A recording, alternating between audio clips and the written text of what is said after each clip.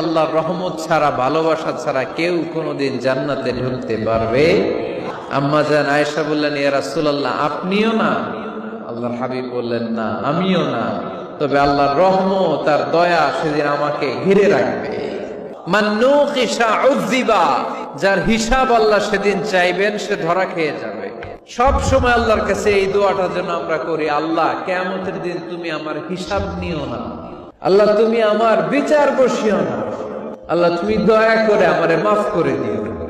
আল্লাহ যার বিচার করবেন ও জাহান্নামে যাবে, আর যার বিচার করবেন না সে জান্নাতে যাবে।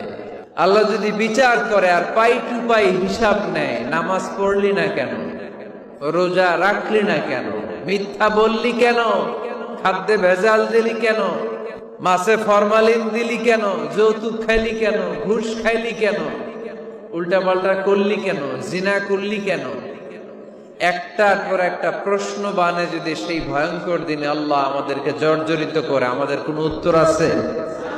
সেদিন আমাদের বাঁচার কোনো উপায় আছে?